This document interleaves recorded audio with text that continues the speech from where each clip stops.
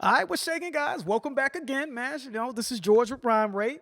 We got Nick Grant today. We got another classic featuring B. Hess. Nick Grant's album dropped on the 15th, the same day as Drake's joint drop. You know, Drake's joint drop. Hey, it is what it is. All hands on deck for Drake when he drops. Same thing with Kendrick, same thing with Cole. There's certain people that just bring a lot of visibility to the channel, help your channel grow. It's got to be all hands on deck. So if you're dropping around the same time as them, you're gonna get swallowed up. Pause. So but I did tell a whole bunch of people in my DMs, relax. I'm gonna get to Nick Grant. I know that y'all want to get to the bars. I know a lot of people, tapped into my channel because you appreciate the breakdowns and sort of, my insight, and being a little bit older, I can give you a little bit more insight on stuff like this. So I appreciate everybody's patience. I know y'all Draked out. Not saying I'm done with Drake, but I'm taking a little bit of a detour, man, because I wanted to get to someone who I have a lot of respect for when it comes to this rap shit. You know what I mean? For his craft. That's Nick Grant. We've done reactions to Nick Grant on my other channel, Lost in Vegas. If you haven't seen those, go check out my other channel, Lost in Vegas. Type in Nick Grant under when you go into our profile, and you'll see our reactions. We've done a full album review of Nick Grant. That's how much respect, which we don't do typically, often. That's how much respect we have for him and his craft. So I'm excited, man. I didn't even get a chance to really check out his album. I took it personal like that last year. I never got to it. So I need to get back to that one. So let's get to this one, man. Shout out to everybody that requested this. Mainly, I was paying attention to, for the most part, to the requests I received on my Instagram, in my DMs on my Rhyme Rate Instagram. Make sure you guys follow me on Rhyme Rate. The information for that will be in the description. But most of the requests was for another classic and the joint with Sci-Hi and Ransom. Those are the two highest requests. Let's get to this one to start us off, and I'll try to get to the Ransom and Sci-Hi joint later. Let's get into it, though. Nick Grant featuring B. Hess, another classic. I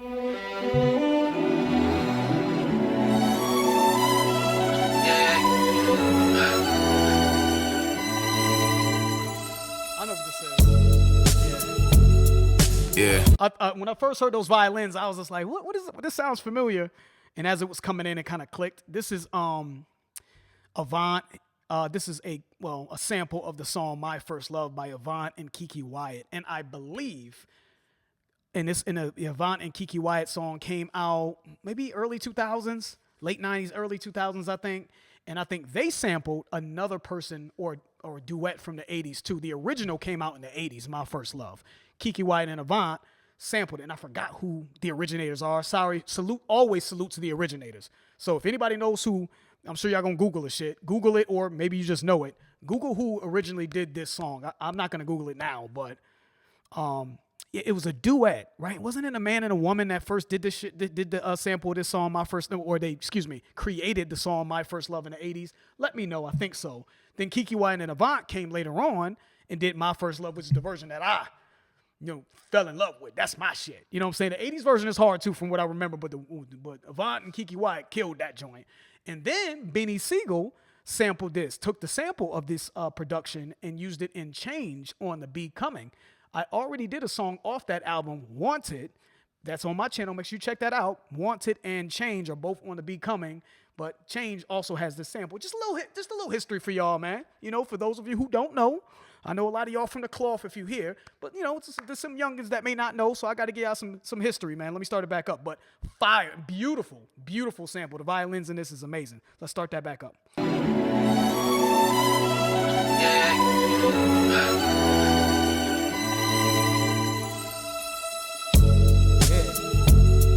Yeah. You know it. Right. You know it. Yeah, I ain't looking at you niggas, I'm looking right past you. My respect you gotta earn, and I'm dumping they ashes. Audio fitting all, who's killing you faster? Here's another classic.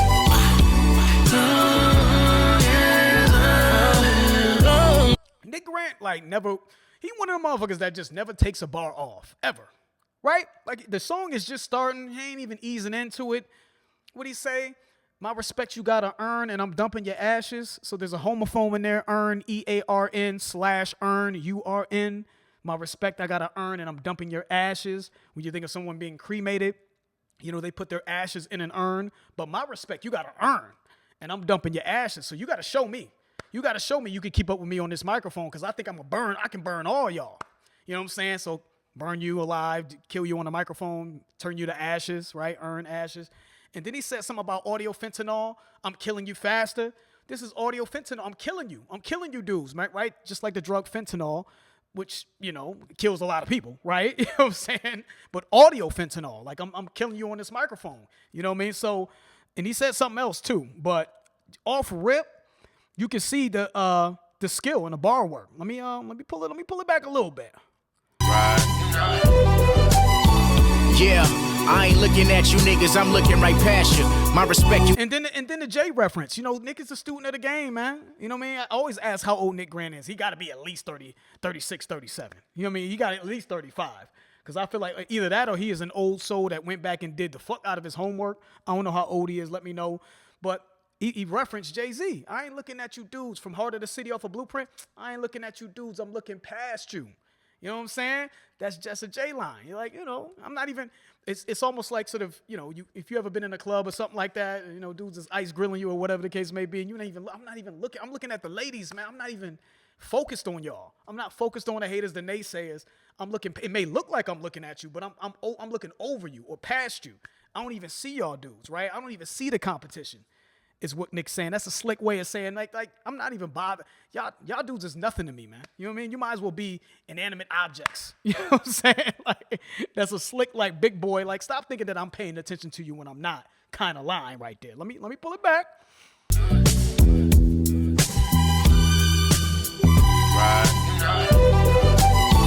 Yeah, I ain't looking at you niggas, I'm looking right past you. My respect you gotta earn and I'm dumping they ashes.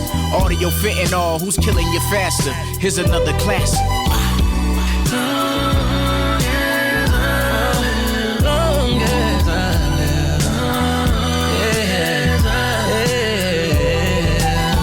Yeah, the ghetto depiction of Christ. UPN 6'9", stewed chicken and rice. Back when Norman Lear shows gave me some life advice. Gathering my experience to be rap messiah. Food for thought, but they sleep on me, that's nigga-itis. Them alphabet boys out here searching for air likes. Just trying to survive this wave of violence. They hit you with a biscuit while you at your table dining. I gotta stop it. Every line, man. Every line with this dude. You know what I'm saying? Sometimes I wish he had a little bit of filler because I'm still processing prior lines and shit. Like, slow your ass down. Because what did he say? Them alphabet boys, I'm gonna pull it back, but them alphabet boys still out here searching for likes. So again, old soul, these are old school 90s references, man. When you used to say like is like saying somebody's your twin, right? Like that's 2026. The twin is the 2026 version of like.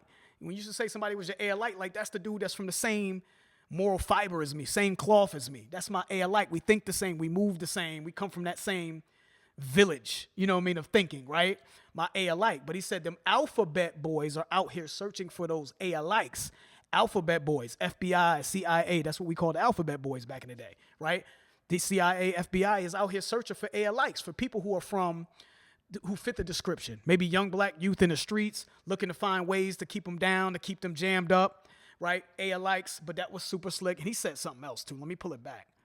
For thought, but they sleep on me, that's nigga-itis. Them alphabet boys out here searching for likes. So he said that's food for thought. Yeah, Nick is slick as hell, man. He's slick as hell. Food for thought, but they sleep on me. That's N-word-itis. I'm abandoning the N-word. I don't do that, for those of you who don't know. So if I sound crazy saying N-word, I just refuse. I'm just done with that word. I'm at a point in my life where I don't like that word. That's just me. Not judging anybody who uses it. That's just me. But food for thought, they sleep on me. That's N-word-itis. So we used to have, when you black, you grow up in a black household, whether you eating Thanksgiving dinner or soul food or what have you, you eat that kind of food, it gives you what we call the itis. You know what I'm saying? That means you eat it and you're ready to go to sleep immediately. Like, to me, it's like 10 minutes. Like, matter of fact, right after I'm done with my last bite, I'm ready to pass out mid, you know what I'm saying? Like in the middle of my last bite. It's like that. So we call it like, damn, I got the itis. And you're just ready to go upstairs or go somewhere, sleep on the couch or what have you. So they sleep on him though. Like they're sleeping on him. That's just another way of Nick's way of saying that they're not appreciating what he does and what he brings to the table. They're not seeing his greatness, right? They're sleeping on him. But when you have N-word-itis, you're sleeping right after you're done eating. Food for thought, right? Food for thought. Here's something to think about. They're sleeping on me like N-word-itis. Like, yeah, let me give you some food for thought. Let me plant the seed that y'all don't know who I am and what I've done and what I'm capable of and where I should be in the game. Give me that's some food for thought for you because you sleep. You know what I'm saying? Fire. But the N-word-itis, Yeah, I hate N-word sounds so corny, but I got to do it, man. I got to define the shit in a way that I still feel, like my integrity's in place and what my moral compass is, okay?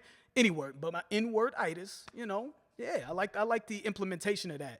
It shows attachment, man, to where we come from. You know what I'm saying? That's just what it is. It's just it's an authenticity to it, right? There's certain things that you just kind of know growing up, and certain things in certain language that I think Nick speaks to very well, that lets me know, okay, all right, Nick, man, all right, let me pull it back. 6'9", stewed chicken and rice. Back when Norman Lit shows gave me some life advice. Gathering my experience to, yeah, the ghetto depiction of Christ. UPN 6'9", stewed chicken and rice. I mean, even, stewed chicken and rice, right? Just these cuisines that black people ate. Chicken and rice, UPN 6'9". What is UPN? What did Jay say? Put you on the N-word news, UPN and 11.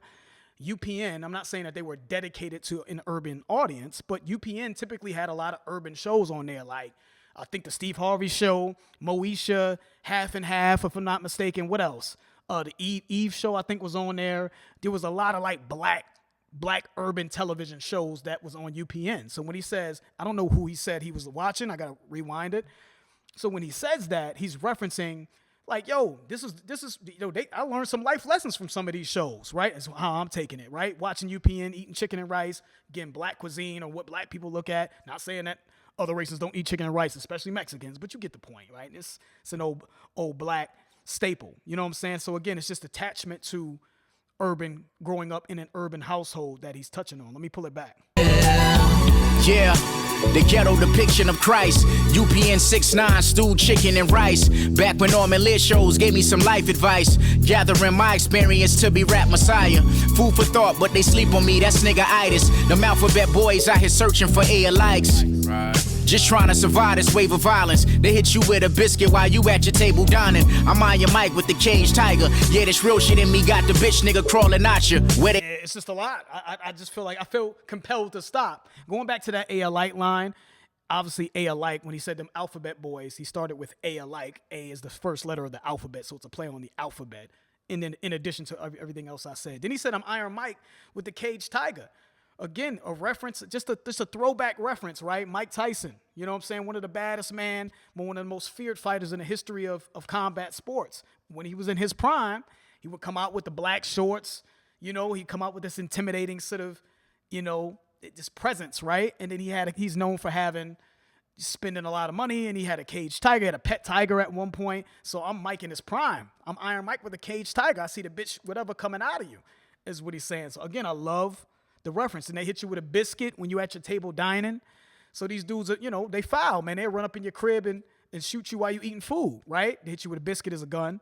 You know what I'm saying? Using a gun reference there. But obviously it's a play on, if you're at your table dining, you're probably eating a biscuit, but, so again, constant wordplay, cultural references, man, from Nick that lets us know who are from it, that he knows what's going on, that he comes from that. Dope. You at your table dining, I'm on your mic with the caged tiger. Yeah, this real shit in me got the bitch nigga crawling at you. Where they have you lying on your back like King Jaffe. They talk about they dollars. Meanwhile, I became a prophet, the realest in the projects. Time to make the game tap out. My nigga blame my life on all the horror that I rap out. They hit him close range, blood stains on the stack house. Had the shooters laying on them like my granny's packed house. Cause shit is real. Yeah. I ain't looking at you niggas, I'm looking right past you. My respect you. I gotta tell you, yeah, again, there's so many lines in there, man. He said, what's the prophet line? Let me pull it back here. They have you lying on your back like King Jaffe. They talk about. Yeah, they have you lying on your back like King Jaffe. Here's what I'm not gonna do. I'm not gonna be like, I heard the King Jaffe flips, so it's a terrible bar, like y'all was doing with the Drake wins or not line. I'm not gonna be like y'all. Yes, I've heard people use the King Jaffe lying on your back line before in battle rap, right? Because I told y'all I could do this all day with y'all. I could point out the shit I've heard other battle rappers say or other rappers say all day. I could do that all day. It still doesn't take away the slickness, in my opinion. If it's executed well, it's executed well. So yes, he referenced King Jaffe from Coming to America, which starring Eddie Murphy. King Jaffe was a character in that movie played by James Earl Jones, right? He had a lion's face made of fur going across his back and over his chest. So he said he'll have you lying on your back like King Jaffe. Lying on your back as in the streets from gun violence, you'll be lying on your back dead. but also lying on his back. So just wanted to point that out. He said something else too that I thought was super hard. Donning, I'm on your mic with the cage tiger. Yeah, this real shit in me got the bitch nigga crawling at you. Where they have you lying on your back like King Joffrey. They talk about they dollars. Meanwhile, I became a prophet. The realest in the projects. Time to They talk about their dollars. Meanwhile, I became a prophet. There's another homophone there, right? They talk about their dollars. Meanwhile, I became a prophet. So Prophet, prophet, and profit, right? Profit. So there's a homophone there. They talk about their dollars. Meanwhile, I became a prophet. So while they were focused on material things, right, and surface level, life's material things, I was more so focused on becoming a prophet. Maybe a prophet to me is just something that you receive sort of divine messaging from the divine, right? Like you're here for a bigger purpose, almost like a foretelling of the future is what prophets typically do. I became a prophet. I prophesized who I am in the game or what have you, right? While they're too busy focusing on material things, profit, money, profits, revenue, I became a prophet. So that was really dope. Yeah, let's pull it back. Bar after bar, man. where they have you lying on your back like King Joffrey. They talk about they dollars. Meanwhile, I became a prophet, the realest in the projects. Time to make the game tap out. My nigga blame my life on all the horror that I rap out. They hit him close range, blood stains on the stack house. Had the shooters laying on him like my granny's packed house. Cause shit is real. Yeah, that was crazy. So they called him close range, blood stains on his stack house. So I just think they called him close range. They caught some dude in the streets, an op in the streets, close range, shot him close range. And blood stains ended up on his stack house. I'm assuming he's referencing the jersey, Jerry Stackhouse. Played for North Carolina. I think later on came into the league, was a very good, solid player in the league too. All-star a few times, but his name's Jerry Stackhouse. But again, North Carolina jersey, niggas from North Carolina as well. And then shooters land on him. Jerry Stackhouse was known for playing his back to the basket, right? He'll lay on his opponent, right, as leverage to kind of, hit fadeaways or whatever. So I think that's just him referencing Jerry Stackhouse's game, but also shooters land on him. They close range on him, right? They own him, right? They did their homework and they running down on him. Like you said something about your granny's packed house. So, when you have a cookout and you're in a black household, y'all know how it is at cookouts. Everybody on the block, all the family is crowded. You know what I mean? Everybody outside leaning on the house, eating on the porch steps. So he's painting a picture again. That's another cultural reference there to let you know Nick knows what's going on, like your granny's packed house. But like laying on him like Stackhouse, close range on his Stackhouse, on his jersey, fire. Had the shooters laying on them like my granny's packed house, cause shit is real. Yeah, I ain't looking at you niggas, I'm looking right past you. My respect you gotta earn and I'm dumping they ashes. Audio fitting all, who's killing you faster? Here's another classic.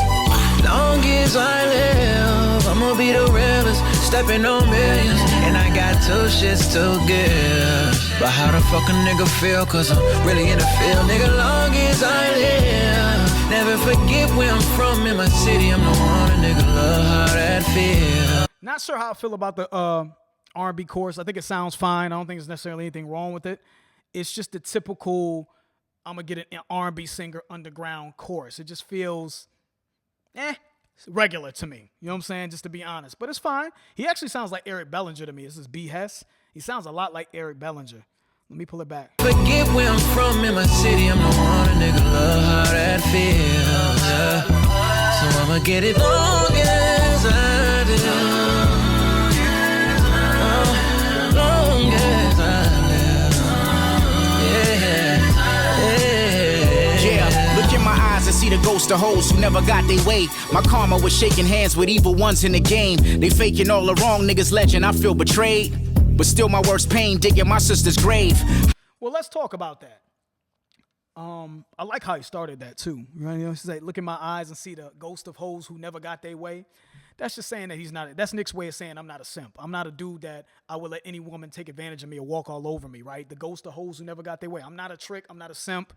I'm not letting you take advantage of me, walk all over me, pass women or hoes, or trap me with a kid or baby. Right? Women who have malicious intent, trying to take advantage of men in different ways. I'm not the dude that you could get that off on, is what he's saying. So this is the ghost of hoes who never got their way. You looking in my eyes, you looking at a dude that can never let that happen, right? Can never let that transpire. So I think that was dope.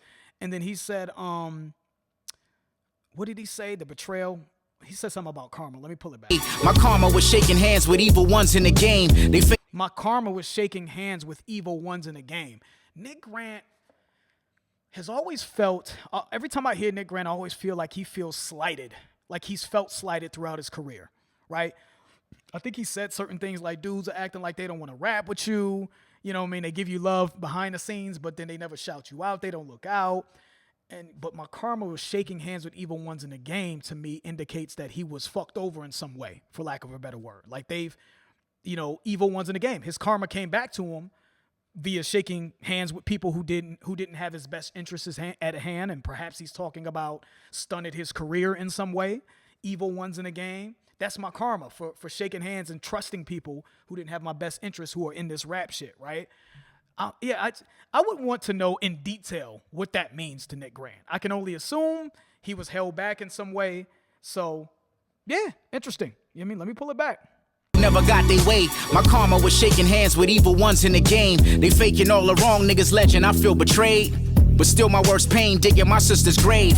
High stakes, the outcome cocaine base. Further your dreams get away, the harder you chase. Life's rhythm, I'm hypnotized by the cadence. Your homie sold you out for a plate of it, but your crew did the catering. Moving like pocket fatigues, mouth with the razor. Yeah, he rapping, man. He's rapping. I love that he's a little bit more poetic. I think he was more bar heavy, punching on the first verse. The second verse feels a little bit more poetic. Things you have to read into a little bit more. Not that you didn't have to read into some of the things he said before, but when he says the karma was shaking hands with evil ones in the game, and then he said, let me go back. High stakes, the outcome cocaine base. Further your dreams get away, the harder you chase. The further your dreams get away, the harder you chase. So my karma was shaking hands with evil ones in the game. The further your dreams go, the harder you chase. It speaks to me, his struggle. You know what I mean? In the game, just struggling to get footing, right? To advance himself. To me, it speaks of setbacks, right? You know, the harder you chase, the further your dreams get away from you, right? No matter, you try this, you try that, and it just seems like you missed your window of opportunity is what that sounds like, right? Or you're missing your window of opportunity.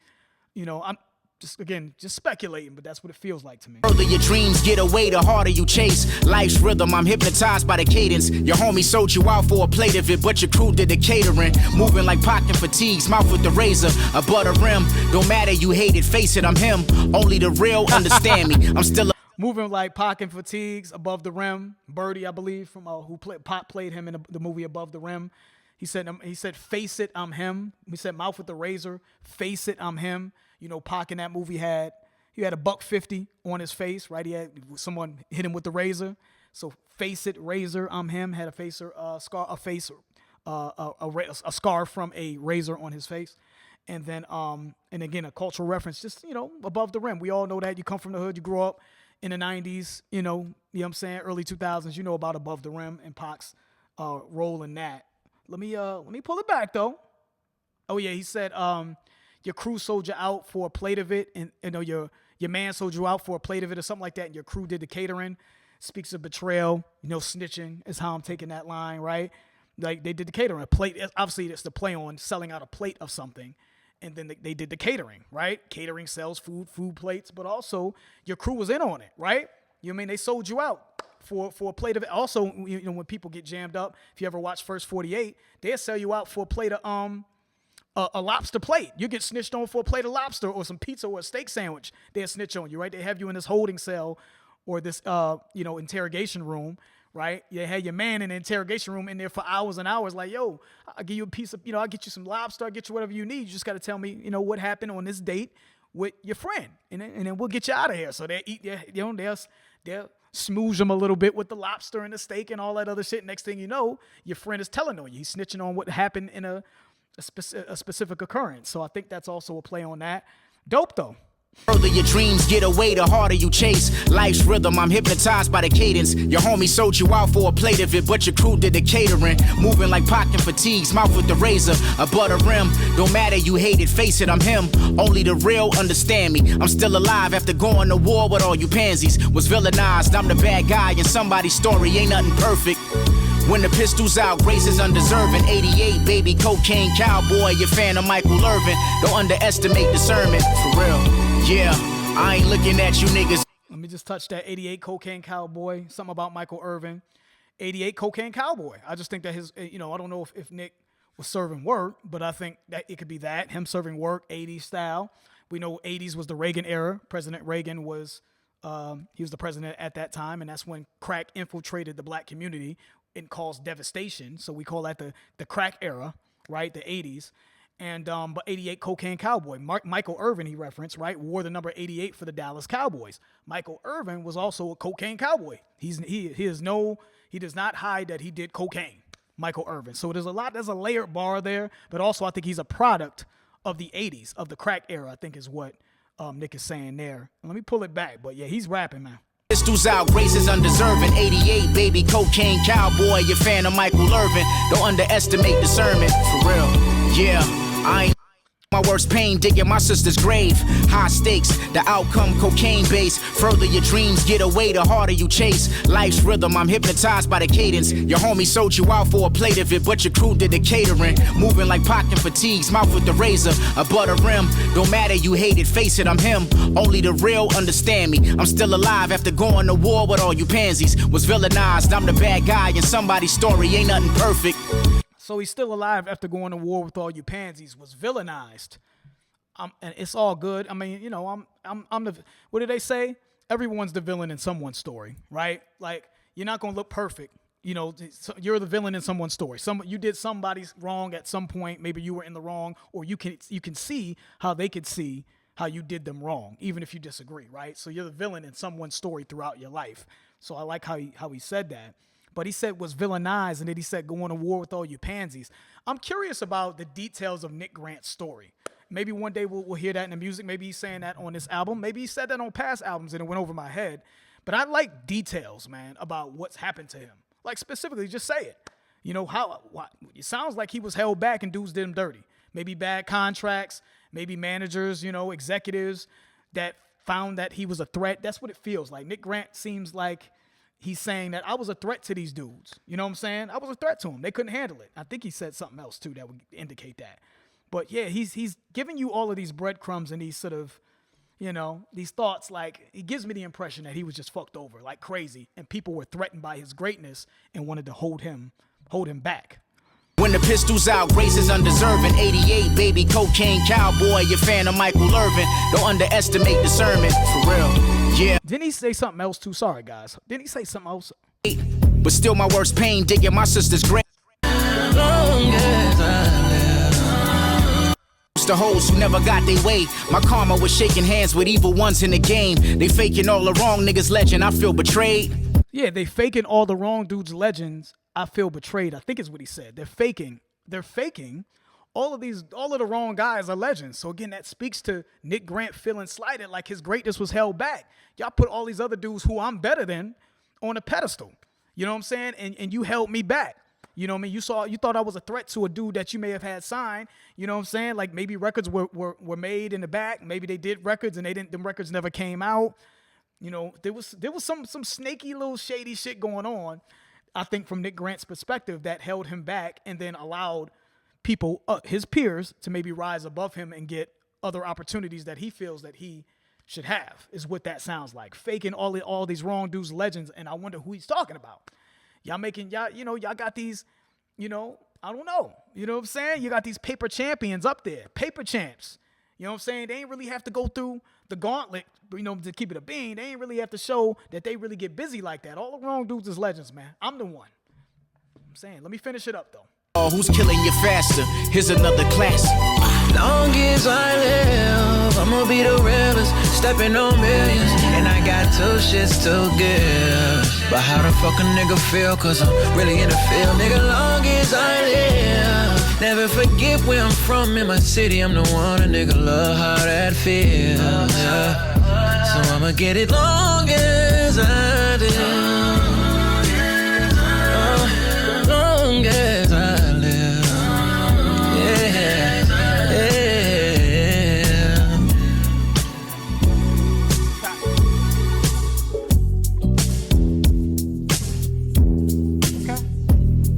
Yeah, that was dope. Yeah, good song, man. I don't know if I'm gonna revisit it. I don't know if that's a song that I see myself playing back to back. It's not a skip though. I like that joint. I think he rapped his ass off. I've been telling people for years that Nick Grant is one of the best in the game. Is this the first song? I thought I saw somewhere that this was the first song on the album. Let me see. I think that this is number 1 on the album. I think he kicked it off with this joint, right?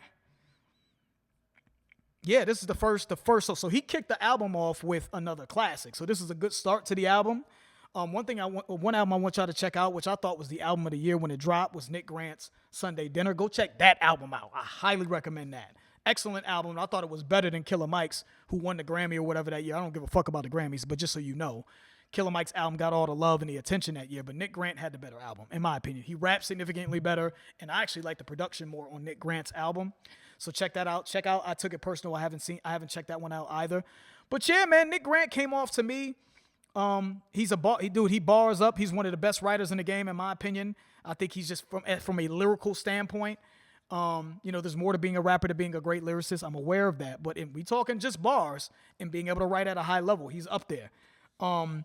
He had something that he was talking to DJ Head, and I forgot homegirl's name that's with DJ Head. Shout out to her. I forgot her name, but she's got like a show with DJ Head. And basically on that show, Nick Grant was saying that he's done being a nice guy. I'm done. You know what I'm saying? I think on that show he was talking about how he's nicer than certain dudes like JID on some competitive, just on a competitive type of time.